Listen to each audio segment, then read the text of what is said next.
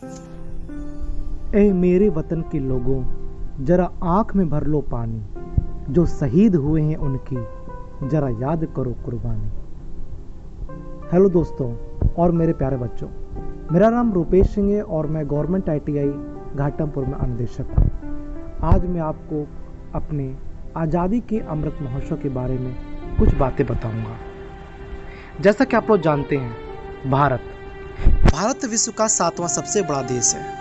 इसे भारत, हिंदुस्तान और आर्यव्रत के नाम से भी जानते हैं। भारत एक ऐसा देश है जहाँ के लोग अलग अलग भाषा बोलते हैं और विभिन्न जाति, धर्म, संप्रदाय और संस्कृति के लोग एक साथ रहते हैं।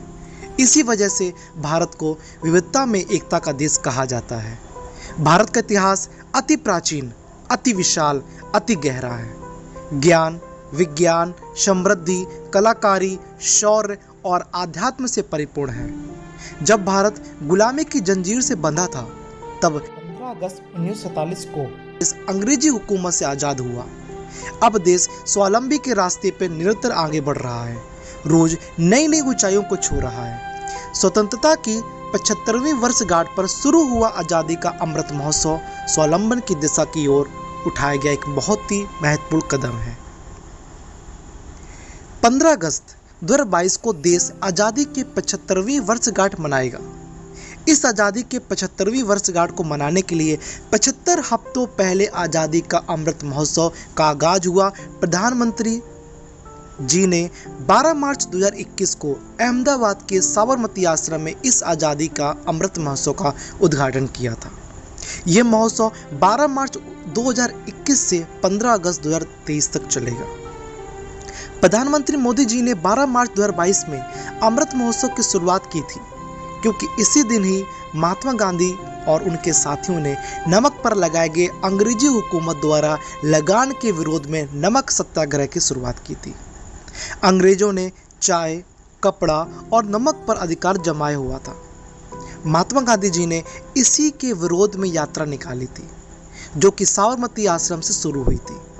महात्मा गांधी जी ने 24 मार्च 1930 डांडी में समुद्र के किनारे नमक बनाकर अंग्रेजों के काले कानून को तोड़ा था। यह यात्रा 24 दिन चली थी, जिसमें 80 लोग शामिल थे और यह यात्रा 390 किलोमीटर तक चली। इस पद यात्रा में हजारों लोग जुड़े थे। आज भारत का अपना अलग मुकाम है और निरंतर नई नई उपलब्धियों की ओर आगे बढ़ रहा है। आज हर क्षेत्र में भारत आगे है, पर जब भारत गुलामी की बेड़ियों से जकड़ा था, तब इस देश को स्वतंत्र कराने के लिए भारत के बहुत ही ज़्यादा वीर सपूतों ने बलिदान दिया था और बहुत ही कष्ट सहे थे। परंतु अभी भी बहुत से लोग हैं जो आज़ादी के संघर्ष को नहीं जानते हैं और उनके बलिदान की कहानियाँ नहीं पता है। इसलिए आज़ादी के महोत्सव के माध्यम से उन सभी को आज़ादी के सही मायने बताने बहुत ज़रूरी हैं। इस अमृत महोत्सव में उन वीर सपूतों को याद करना है जो अपने परिवार और अपना समस्त जीवन केवल देश को समर्पित करके चले गए। जैसा कि आप लोग जानते हैं, एक कवि प्रदीप जी हैं, उन्होंने एक लाइन बहुत ही खूबसूरत लिखी है। ए मेरे वतन के लोगों, जरा आंख में भर लो पानी, जो शहीद हुए हैं उनकी जरा याद करो कुर्बानी। आज़ादी का अमृत महोत्सव किसी विशेष जाति, धर्म अथवा राज्य नहीं, बल्कि संपूर्ण भारत के लिए महत्वपूर्ण है। अमृत महोत्सव एक राष्ट्रीय महोत्सव है। आज़ादी का अमृत महोत्सव 75वां सप्ताह तक मनाया जाएगा और हर सप्ताह में अलग अलग कार्यक्रम आयोजित किए जा रहे हैं। उनके माध्यम से लोगों के मन में देश प्रेम को जागरूक किया जाता है। इस बार आज़ादी का अमृत महोत्सव 12 मार्च से शुरू हुआ था, जो अगले 75 सप्ताह तक चलेगा। आज़ादी का अमृत महोत्सव सभी सरकारी संस्थानों में धूमधाम से मनाया जा रहा है।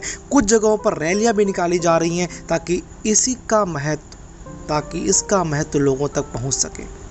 देश में जितने भी सरकारी भवन हैं, उन सब में राष्ट्रीय ध्वज फहराया जाता है। स्कूल के बच्चे सांस्कृतिक कार्यक्रम में हिस्सा लेंगे और कला के माध्यम से आज़ादी का महोत्सव मनाएंगे।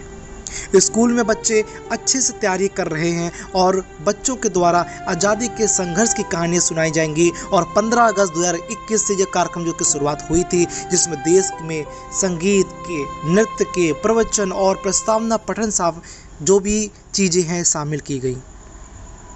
इस महोत्सव में देश की संस्कृति को प्रदर्शित करने के लिए सांस्कृतिक कार्यक्रम भी आयोजित किए जाएंगे। आज़ादी के अमृत महोत्सव में चरखे से लोकल फॉर वोकल का बढ़ावा दिया जाएगा।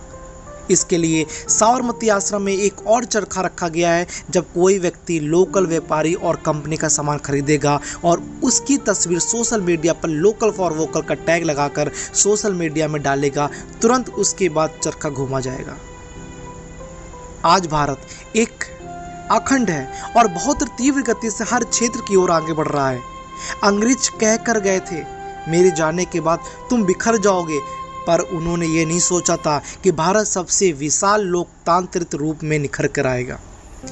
आज़ादी के बाद भारत को कई कठिनाइयों का सामना करना पड़ा, जैसे कि भुखमरी, महंगाई, गरीबी, भ्रष्टाचार, अपराध इत्यादि। लेकिन भारत ने इन सभी कठिनाइयों से बाहर निकलते हुए न कि ये उन कठिनाइयों से बाहर निकला और आत्मनिर्भर के रूप में ये सशक्त भारत के रूप में के रास्ते में चल रहा है।